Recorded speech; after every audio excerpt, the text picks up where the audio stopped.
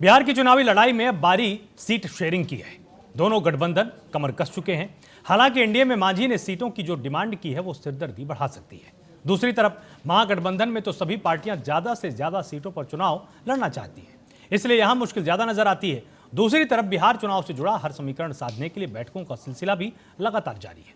दिल्ली से लेकर पटना तक एनडीए की अहम बैठक चल रही है, तो दूसरी तरफ महागठबंधन की पार्टियों की मीटिंग के बाद पटना के सदाकत आश्रम में कांग्रेस वर्किंग कमेटी की बैठक हुई है।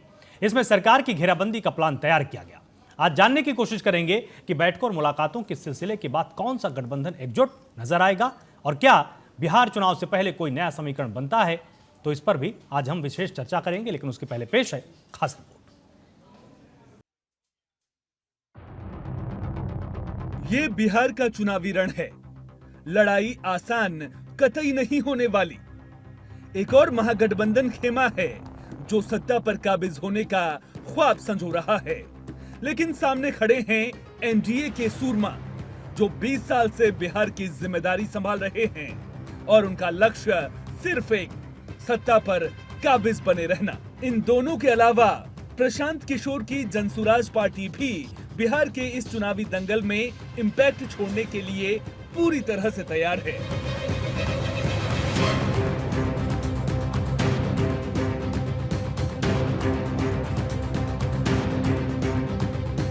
हर खेमा ये जानता है कि इस बार लड़ाई आसान नहीं है, तभी तो चुनावी दंगल में एक से बढ़कर एक दाम देखने को मिल रहे हैं।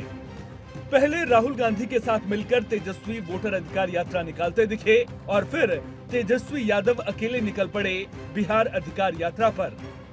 वहीं दूसरी ओर प्रधानमंत्री नरेंद्र मोदी का एक के बाद एक बिहार दौरा भी ये बता रहा है कि एनडीए इस बार की चुनावी लड़ाई को हल्के में नहीं ले रहा है।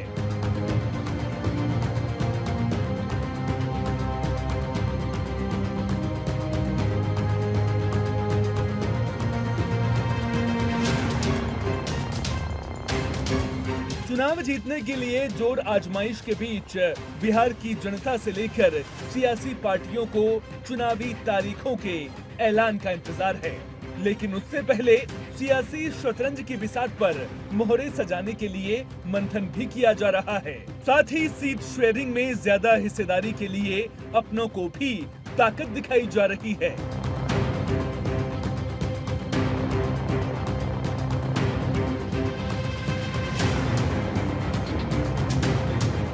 इन सब के बीच पटना के सदाकत आश्रम में कांग्रेस पार्टी ने खास बैठक बुलाई। कांग्रेस वर्किंग कमेटी की इस बैठक को बुलाने का लक्ष्य सिर्फ एक ही था। लक्ष्य ये कि कैसे बिहार में महागठबंधन की सरकार बनाने के लिए हर समीकरण को साधा जाए और कैसे बिहार में कांग्रेस पार्टी ज्यादा से ज्यादा सीटों पर चुनाव जीते। साथ ही साथ इस मीटिंग में सरकार की घेराबंदी का पूरा प्लान भी कांग्रेस पार्टी ने तैयार किया है। आज जब हमारे वोटर लिस्ट से आधिकारिक रूप से छेड़छाड़ किया जा रहा है, तो आवश्यक है कि हम लोकतंत्र की जननी बिहार में अपनी एक्सटेंडेड CWC की मीटिंग आयोजित करके इस देश के लोकतंत्र और संविधान को बचाए रखने के अपनी प्रतिज्ञा को पुनः दोहरा रहे हैं। बिहार में न जाने कितने पेपर लीक हुए, घोटाले हुए और पेपर लीक होने के बाद जिन नौजवानों को अपना भविष्य अंधकार में दिखता था, वो अगर सड़कों पर आ रहे हैं, उन पर लाठियां बांधी जा रही हैं। मतलब निर्मम तरीके से पुलिस और प्रशासन ने लोगों को खदेड़ा है, नौजवानों को, हजारों लाखों लोगों को। उनके अरमानों पर पानी फेरिएगा, कई लोग उसमें ओवरएज हो जाएंगे।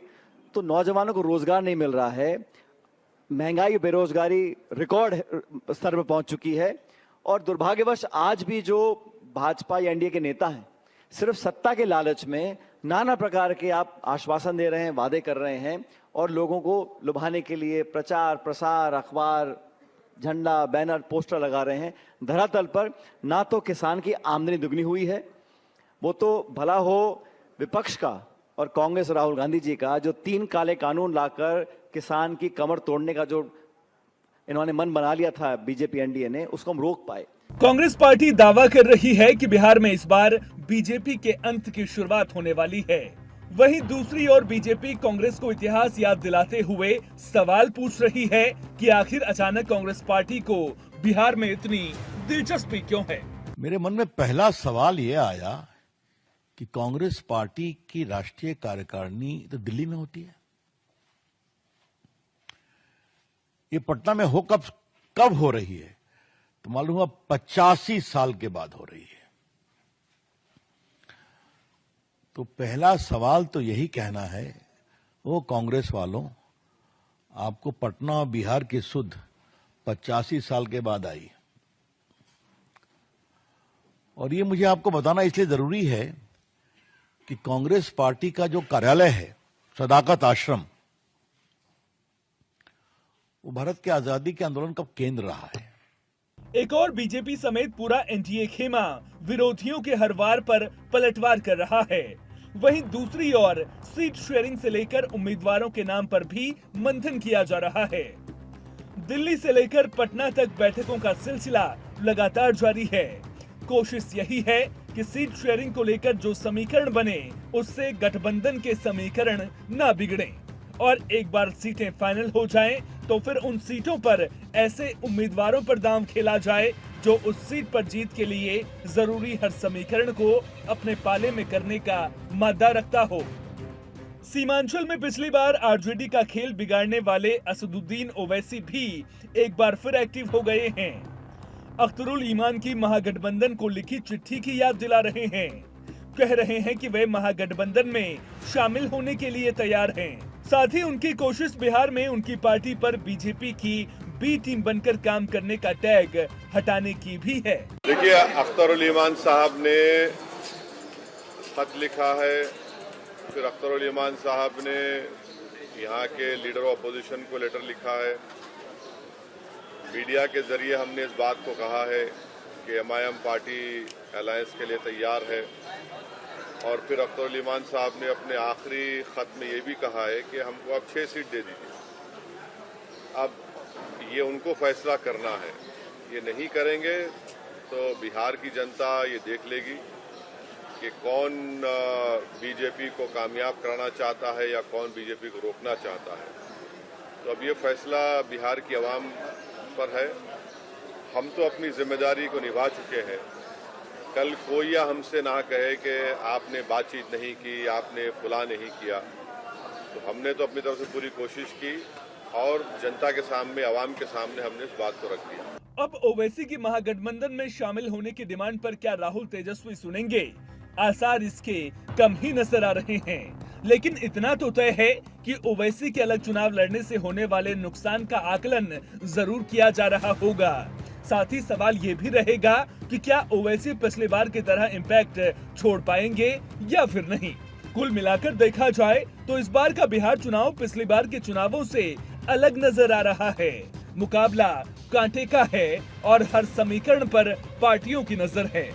बाजी कौन मारेगा, इस सवाल का जवाब वक्त के गर्भ में छिपा है। Special report TNP news.